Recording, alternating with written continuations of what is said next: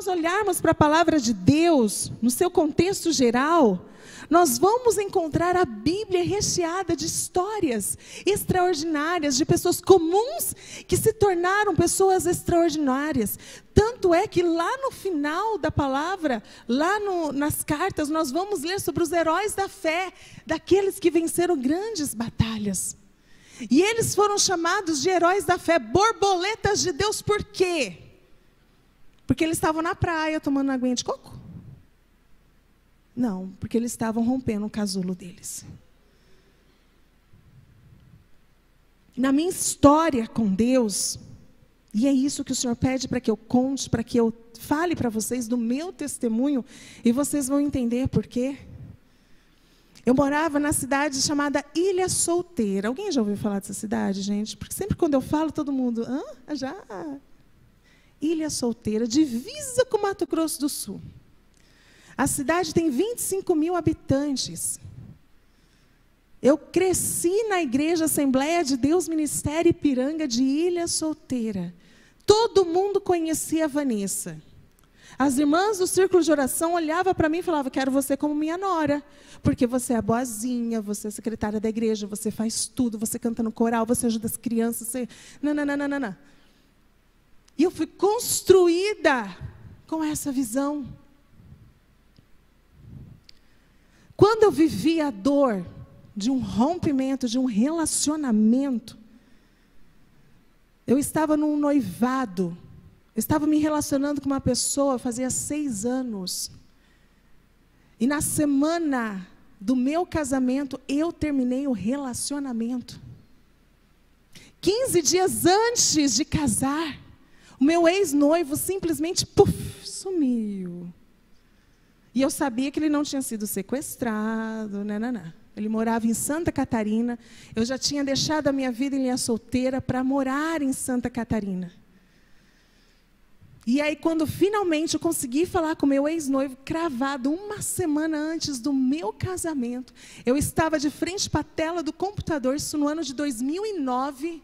Eu estava lá no MSN, foi assim que eu terminei meu relacionamento. Preste atenção. E eu lembro que quando eu vivi esse processo, o meu pai carnal, eu estava sentada de frente para o computador, ele estava nas minhas costas, segurando o meu ombro. E ele viu que eu digitava, eu não conseguia encerrar aquele ciclo. E ele disse assim para mim: filha, o que você tiver que fazer, faça agora, eu estou aqui com você. O Senhor está dizendo para você: filha, faça o que você precisa fazer agora, eu estou aqui com você.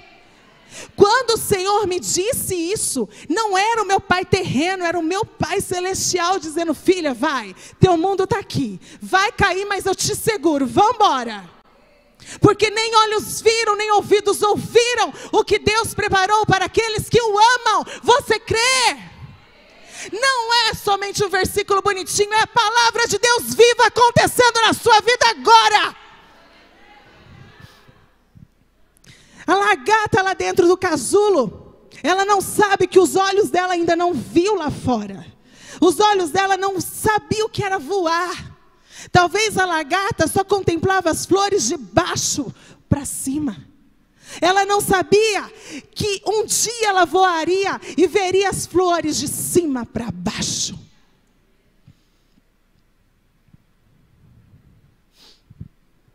Aleluia.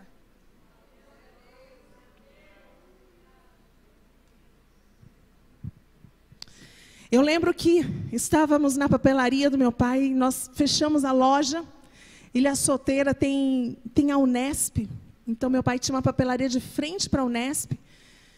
E nós descemos até a minha casa, no próximo quarteirão. Eu lembro que eu chorei, mas eu chorei assim, rasgado. E esse choro não era o choro de quem estava saindo do casulo, mas era a dor de entrar num quarto escuro. Talvez a lagartinha, ela se conforma com a vida externa, mas ela tem consciência: um dia esse casulo vai vir até mim, eu quero correr dele. Se você correr do seu casulo, você morre. Eu entrei para o meu casulo. E sabe como que era a minha oração? Senhor, eu sou aquela jovem que as irmãs falam que querem eu como nora delas. Senhor, eu fazia isso na tua casa. Eu sempre me comportei. O meu casamento era um casamento certo, na tua palavra. Eu sempre fiz tudo certinho, Senhor, comigo. E eu ouvi outras pessoas falar, o que adiantou ela ficar certinha? E eu fui chorar. Sabe o que o Espírito Santo disse para mim dentro do meu casulo? Olá, gatinha. Quem você pensa que é? Se não é a obra do meu filho na tua vida, do meu espírito na tua vida, você não é nada. Você está encantada com os louvores das pessoas? O Senhor desconstruiu todos os meus órgãos. E eu chorava. E o Espírito Santo, nesse período de casulo, ei, você que está no casulo, preste atenção. É um momento onde mais você vai ficar sensível à voz do Espírito Santo. É um momento onde Ele vai te trazer mais revelações do céu. Ou você entra nessa dor e para de se debater no casulo, ou você vai se debater no casulo porque tem promessa. Eu tenho fé, eu vou viver. Cada batida no casulo é eu creio. Esse casulo não é o fim. Quem me prometeu é fiel para completar a sua obra até o fim. Eu não vou morrer nesse deserto. O Deus que fez a lagarta, Ele fez o casulo e fez a borboleta. Oh, glória! E o Espírito Santo falava para mim, quem você pensa que é? Vai para a minha palavra. E eu fui. E o Senhor disse, estude todos os heróis da fé. E Ele ministrava no meu coração, onde eles estavam, Vanessa? Como que eles morreram? Mártires? Ei, quem você pensa que é? E aí eu entendi. Oh, glória a Deus. Aí eu entendi que algo estava acontecendo na minha vida que não estava no meu controle, mas no controle daquele a quem eu entreguei a minha vida. Não vivo eu, mas Ele vive em mim. Cristo vive em mim.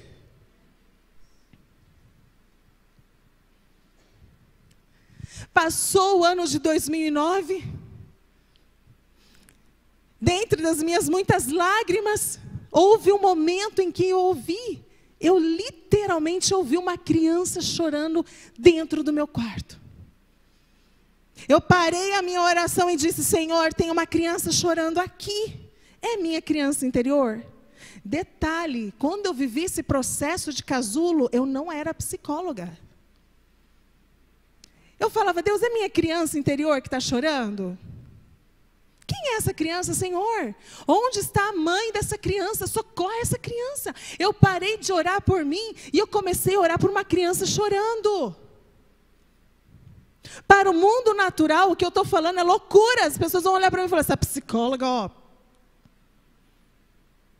Mas para quem conhece o meu Deus, sabe que Ele fala de maneiras que somente o teu espírito sabe, porque o Espírito Santo testifica no teu espírito que você é filha de Deus. Eu tinha essa consciência. Os meus órgãos estavam sendo desconstruídos. Uma capa estava surgindo em minha vida no meu quarto escuro. No ano de 2009, eu chorei praticamente o ano inteiro. No ano de 2010, eu comecei a trabalhar com os adolescentes da igreja. O meu pastor na época, pastor Marcos Ladeia, ele foi me fazer a visita no dia do meu rompimento. E ele disse assim, Vanessa, Deus tem uma palavra para você. E eu, toda cética, chorando, confusa, não entendendo o que estava acontecendo. Ele disse assim, ele abriu em Naum e disse assim, Vanessa, Deus tem um caminho na tormenta. Quando o meu pastor liberou essa palavra sobre a minha vida, eu literalmente visualizei um caminho se abrindo diante de mim. E vi raios, trovões e furacões por tudo que é lado. E um caminho se abrindo, e uma voz dizendo: anda, caminha, um passo de cada vez, no seu tempo, mas não para, caminha, vai, não se distraia. Oh, Deus. A voz do meu pai ecoando: faça o que precisa ser feito, porque eu estou aqui com você. A voz do meu pai ecoando, dizendo: eu tenho um caminho na tua tormenta. A voz do pai está ecoando neste lugar e dizendo: filha, eu tenho um caminho na sua tormenta. Eu tenho o tempo certo de romper esse casulo. Há tempo para todas as coisas. Há tempo para todas as coisas. Não queira romper o seu casulo antes do tempo.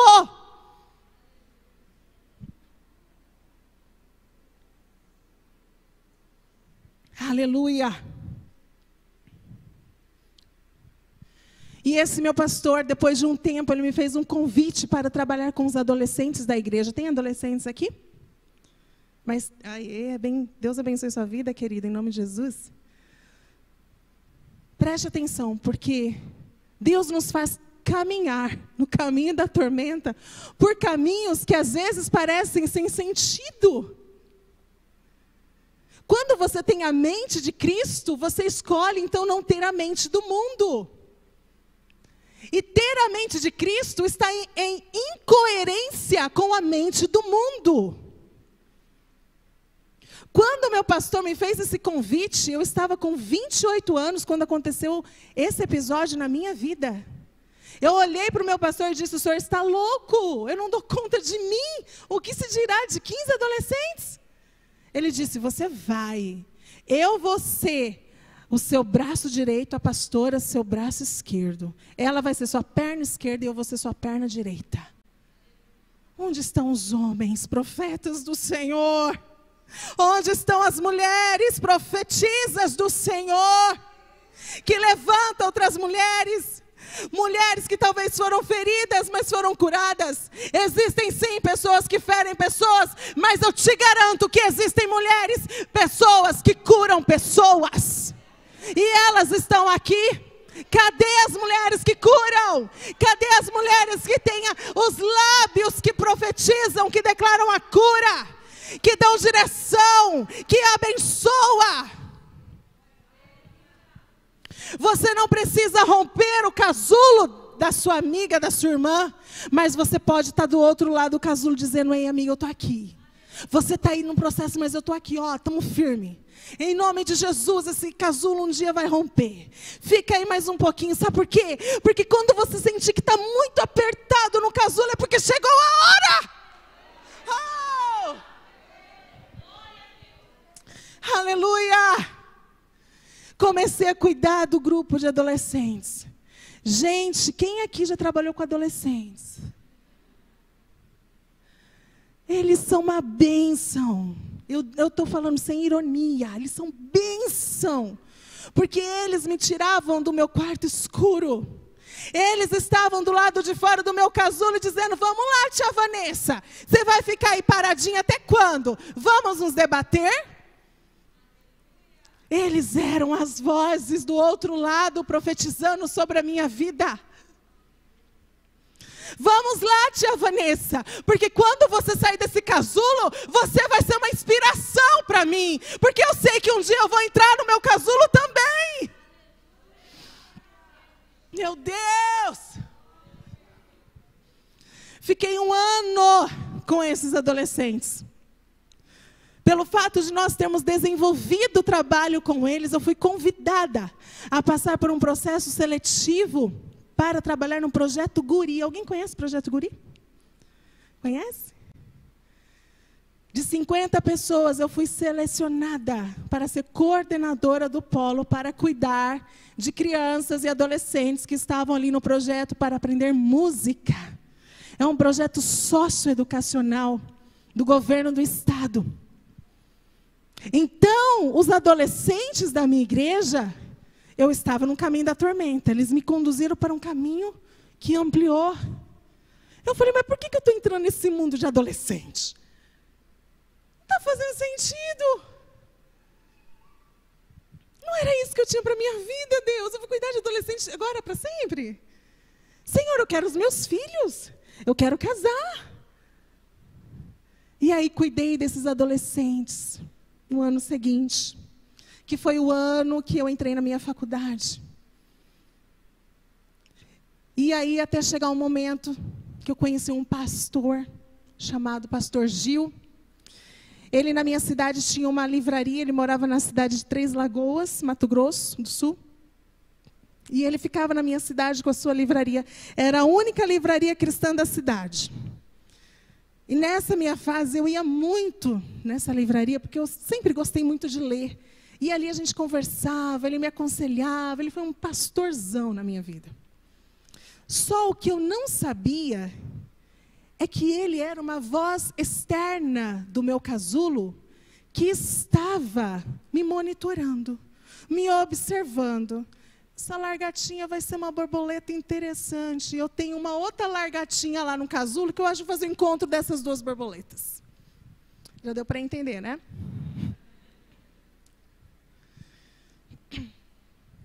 E esse pastor Gil, um pastor de oração, de orar no monte, chegou um dia que ele me mandou uma mensagem no Facebook e falou, olha esse perfil. Imagina que ele estava intencional. Ele me apresentou um homem jovem, japonês, que tinha 2 filhos.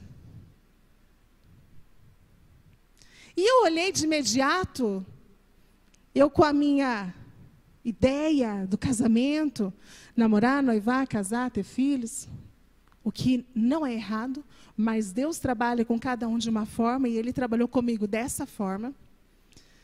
Conheci, então, esse japonês. Para vocês terem uma ideia, eu não comia peixe. Meu pai é pescador, gostava de pescar lá no Rio Paraná. E eu nunca gostei de comer peixe. E, de repente, o pastor me apresenta um japonês que ama um sushi, sashimi, hot roll e lá. Daí eu já falei, é um choque cultural, né? Mas lembra, não faz sentido. E então o pastor Gil nos apresentou. E junto, quando eu conheci Sérgio, que hoje é meu marido, ele me trouxe 2 bênçãos, Enzo e Anne. No ano de 2009, o meu marido viveu uma viuvez repentina. Anne, na época, quando perdeu a mamãe dela, ela tinha 2 aninhos. E Enzo tinha 5 aninhos. Quando eu entrei no meu casulo, no ano de 2009, o meu marido e os meus filhos estavam entrando no casulo deles no mesmo ano. Lembra do grupo de adolescentes do Projeto Guri? Foram escolas de Deus. Ele estava me preparando exclusivamente para Enzo e Anne. Conheci. Em 3 meses, eu falo 4 meses. Se ele estivesse aqui, ele ia falar, amor, 3 meses e 27 dias, porque japonês, eles são bem, né? Em 3 meses e 27 dias, nós namoramos, noivamos e casamos. Mas preste atenção, Deus fez isso comigo. Isso não quer dizer que vai acontecer com as irmãs que hoje estão solteiras. Deus tinha pressa. Porque lembra que eu disse que eu vi ou ouvi uma menina chorando no meu quarto? Deus não despreza orações, muito menos de criança. No ano de 2013, quando o Sérgio foi buscar a Anne na escola, a Anne já estava com 5 aninhos. No Dia das Mães, na semana do Dia das Mães, ela entrou dentro do carro chorando. E Sérgio dizendo: filho, por que você está chorando? O que aconteceu? E ela chorava e chorava. Até que ela conseguiu falar: papai, vai demorar muito para Deus mandar minha nova mamãe? Eram aquelas lágrimas que estavam no meu casulo. E ele olhou no retrovisor e disse assim: filha, em nome de Jesus, este é o último ano que você vai passar sem sua mamãe. E quando ele falou, o coração dele gelou. Falou: Deus, e agora eu tenho que casar em menos de um ano. Meu Deus, agora é com o Senhor. Porque agora é o Senhor e a Anne, eu já não tenho mais nada a ver com isso. Ele liberou uma palavra sobre a vida da minha filha. Quando o pastor Gil nos apresentou, em julho de 2013, quando eu conheci Sérgio, nós ficamos conversando de julho até dia 7 de agosto. Sérgio foi na minha faculdade com ramalhete de flores, me pedindo namoro. Eu desci as escadas da faculdade mirando o japonês, falando assim: eu não vou namorar com ele. O que ele está fazendo aqui com esse ramalhete? Aí eu falava: Deus, eu não quero assim. Deus, eu não quero assim. Está muito rápido. Deus, pelo amor de Deus. Deus, Deus, Deus. Esse japonês está acelerado. Não, não, não. Quando eu recebi o ramalhete de flores, eu quero dizer isso para os jovens, para que eles não desistam, quando encontrarem resistências. Eu recebi, mas não recebi assim: ai, que lindas. Ai, obrigada. Aí ele percebeu a minha expressão e falou: você pode abrir o cartão para você ler o que está escrito, né? Eu acho que você vai ficar mais felizinha. E quando eu li o cartão, estava escrito assim: eu quero te convidar para um período de 30 dias de oração, para um propósito de namoro, noivado e casamento. Você aceita? Aí a borboleta começou a romper. Aleluia. Aí o casulo começou a ficar agitado. Falou: opa, aí sim, propósito de Deus, tempo de Deus, direção de Deus, temor, respeito. Do dia 7 de agosto até o dia 7 de setembro, ele foi na minha cidade. Detalhe: Sérgio orava no monte com o pastor Gil, na minha cidade. Enquanto eles estavam lá no monte orando, Enzo e Anne no monte orando na minha cidade, eu estava no meu monte de cobertas. E falo isso porque Deus sabia que eu precisava de um repouso, né?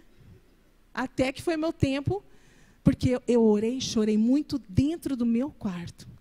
E o pastor Gil, muito sábio: eu não vou convidar a Vanessa agora não, porque não é o tempo.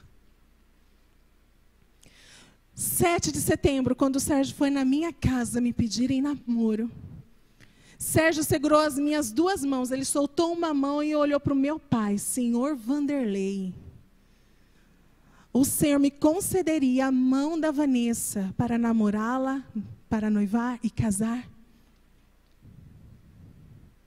Meu pai consentiu, sim.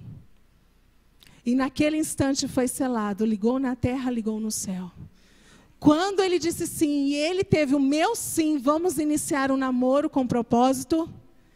Enzo e Anne deram uma mamãe rasgada assim: agora eu posso chamar ela de mamãe. Aleluia.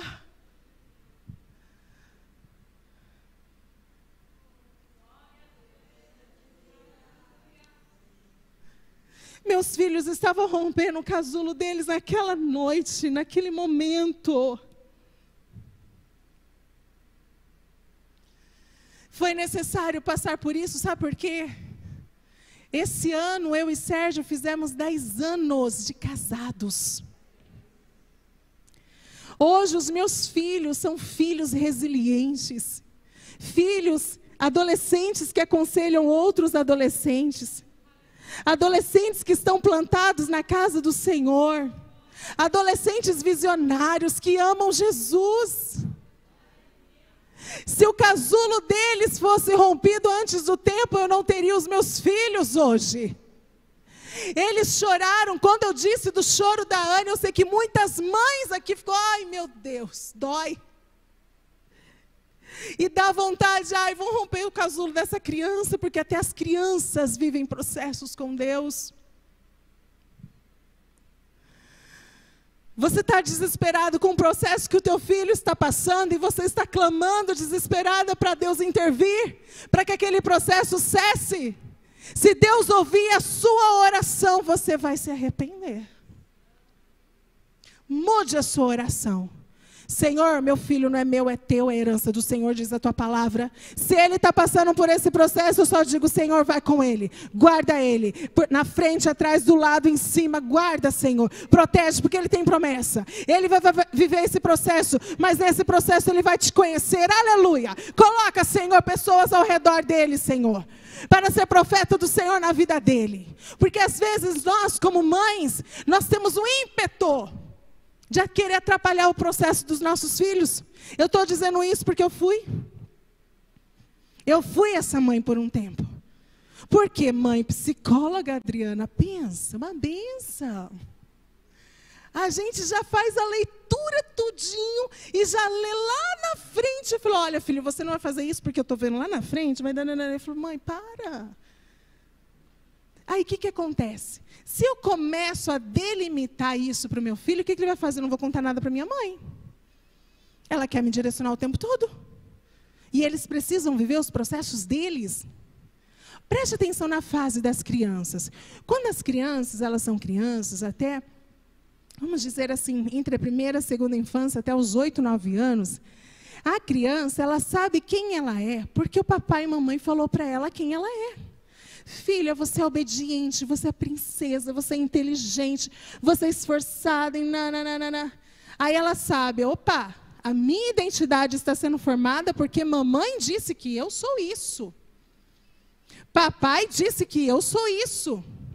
Agora imagine quando essas palavras são negativas. Sai daqui, moleque!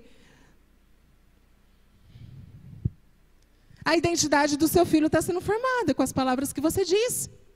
As crianças, elas não têm filtro como nós temos. Elas não têm a maturidade que nós temos. Então, tudo que elas ouvem e vê, isso entra nos canais do sentido delas e isso vai formando o caráter delas.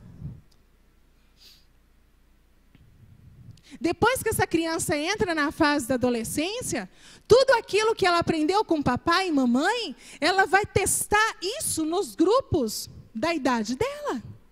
Por isso, ai gente, essa criança era tão boazinha, queria tanto meu colo, agora nem lembra da mãe, nem lembra do pai, só eu que tenho essa angústia. Não, que bom, que alívio. Pensei que isso acontecia só em ilha solteira, né? Mas acho que não. Então, eles precisam testar a identidade deles nos grupos. E como pai e mãe, a gente tem que orientar, ficar de olho, que grupo que está frequentando. É o grupo que as mães daquelas crianças tinham a mesma linguagem que a minha, tinham os mesmos princípios e valores que os meus? Ou essas crianças eu nem conheço pai e mãe e deixa sair que está tudo certo?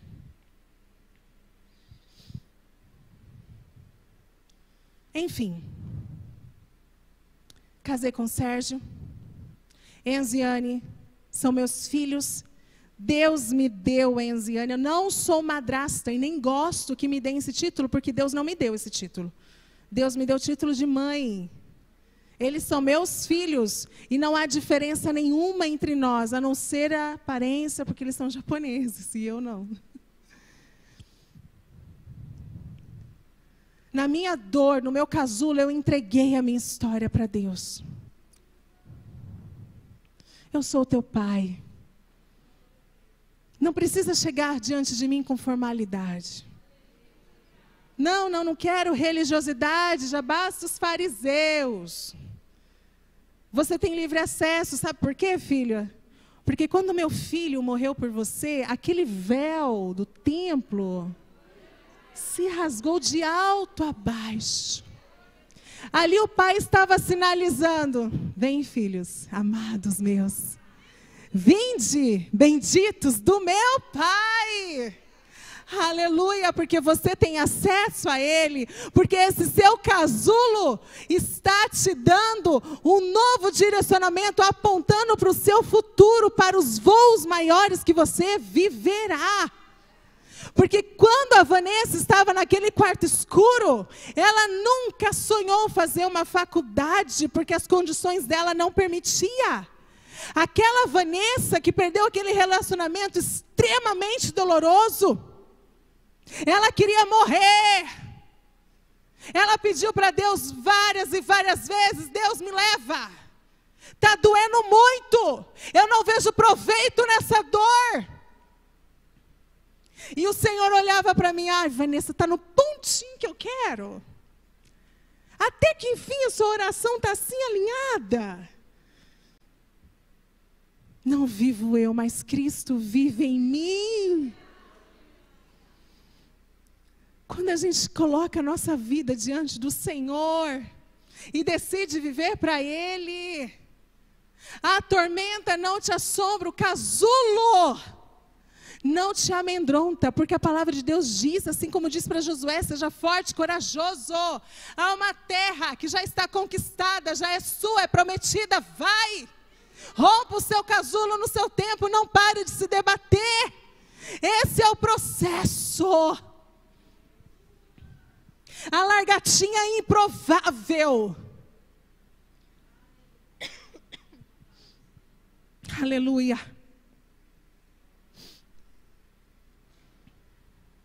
Querida, eu sei que o Senhor está ministrando em muitos corações nesta tarde. Eu sei que muitas largatinhas estavam já adormecidas dentro do casulo, cansadas, exaustas. Às vezes elas estão percebendo: Deus, está tão apertado, está tão escuro. Pede para alguém romper do lado de fora, por favor. E o Senhor diz: seja forte, corajosa, só mais um pouco, filha. É suas asas, você vai precisar delas. Porque quando você se tornar uma bela borboleta, você vai inspirar muitas pessoas, elas precisam ouvir o seu testemunho. Abre a tua boca e eu te encherei. Abre a tua boca e conta o que eu fiz através de você e em você. Aquela Vanessa de 2009, ela não existe mais. Aquela largatinha chorosa, temerosa, amedrontada, envergonhada, humilhada, ela não existe mais, ela está lá no futuro. Ela não me acompanha aqui, mas eu falo dela, porque ela faz parte da minha história, mas ela não está aqui agora. Quem está aqui é a borboleta transformada pelo poder de Deus. E eu posso dizer isso com propriedade, não só por causa do meu testemunho. O meu nome significa lindas borboletas. Eu precisava de falar isso, Adriana. E eu descobri isso há pouco tempo, uma curiosidade. E quando eu vivi os meus processos com Deus, e vi o quanto que isso fez sentido na minha vida, eu preciso dizer para você, que aquilo que não faz sentido para você agora, o céu está em festa, porque está fazendo todo sentido na eternidade. Celebre.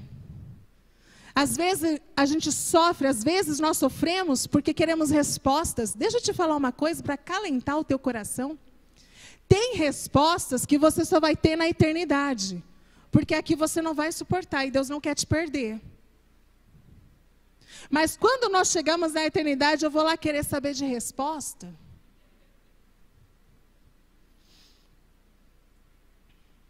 A palavra de Deus diz em Eclesiastes que Ele colocou a eternidade no coração do homem. O seu anseio é de eternidade. Você sofre porque você sabe que você não é daqui. E aí quando vem as coisas do mundo querendo te seduzir, que você cede um pouquinho, logo a sua alma grita: ei, não se envolva. Você não é daqui. Não se encante. Não. Você não é daqui. Amém, igreja? Maressa nasceu em 2019.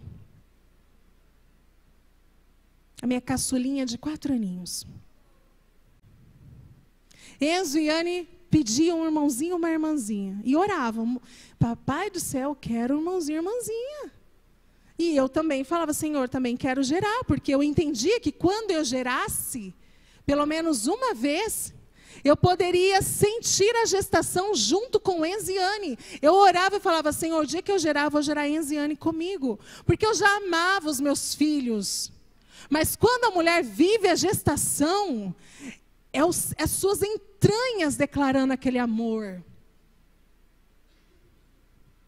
Maressa nasceu em 2019. Em 2016, eu tive uma gravidez ectópica. O que seria isso? Eu tive uma gestação onde o meu neném estava se desenvolvendo na trompa esquerda, e minha trompa explodiu. E eu passei outro momento de casulo na minha vida, que vai deixar para um outro momento, né, Adriano? Por que eu estou contando da Maressa? Porque Maressa é o meu testemunho também. E eu gostaria que mostrassem a foto da minha família, que eu estou falando deles. Talvez vocês estão todos assim, curiosos, né? Como será? A não ser, né, a pastora que já revirou meu Instagram, já conhece tudo, aleluia. Ah lá, minha turma. Glória a Deus. Você pode glorificar a Deus comigo?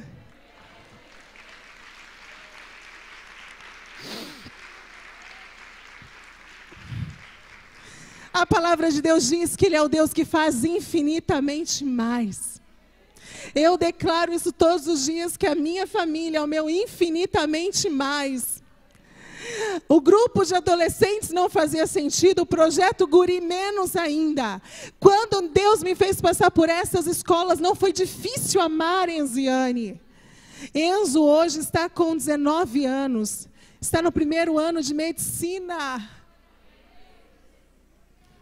Anne, minha princesa de 16 anos, mamãe, quero ser médica também.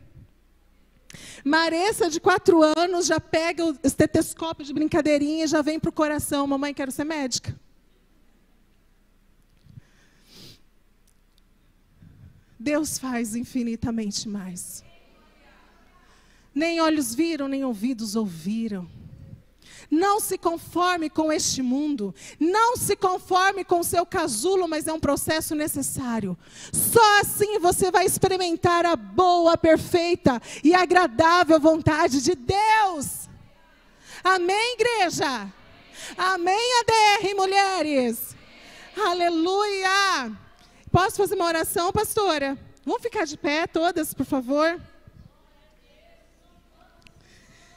Aleluia! Eu quero orar.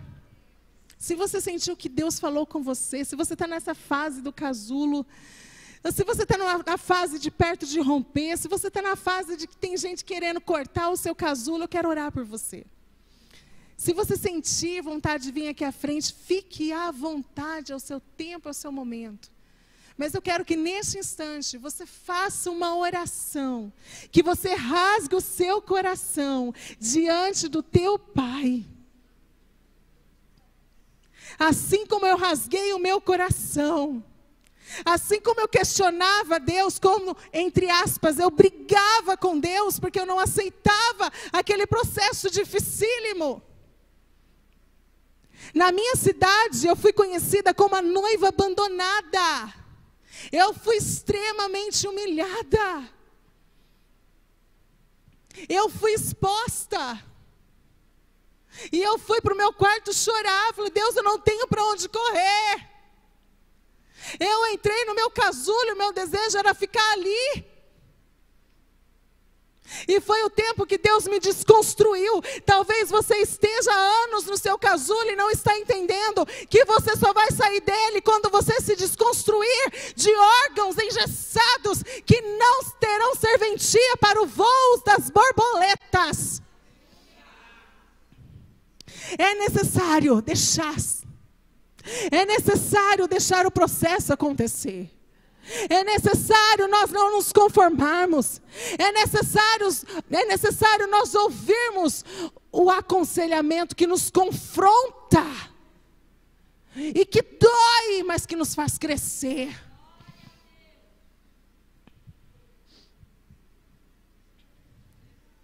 Eu quero que você leve a sua voz diante do Senhor agora. Feche os teus olhos. Pai, estamos aqui, Senhor. O Senhor marcou este dia. O Senhor marcou esse sábado. Porque o Senhor reuniu aqui, Pai, tantas largatinhas que ainda não entraram no seu casulo porque podem estar fugindo. Tantas largatinhas que estão dentro do casulo, mas estão resistentes ao processo. Tantas largatinhas que já se debateram tanto, mas estão tão cansadas.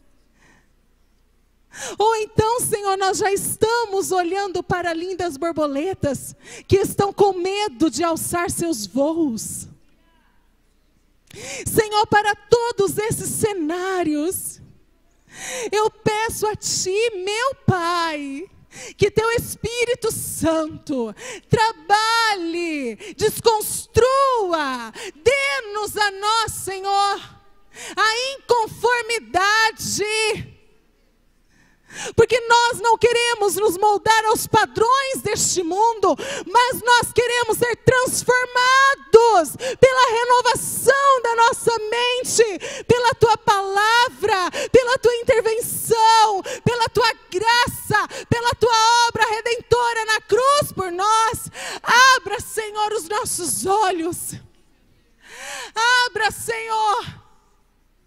Dá-nos a revelação clara do céu desse processo e ensina-nos, Senhor, a suportar com gratidão e alegria, porque aquele que começou a boa obra é fiel para completá-la. O meu Deus não tem nenhuma obra inacabada. Ele começou, Ele há de completar, assim diz aquele que te criou e te formou, aquele cujos olhos são como bolas de fogo, que adentra o nosso casulo e nos chama para fora como Lázaro. É tempo de viver o novo de Deus, é tempo de alçar voo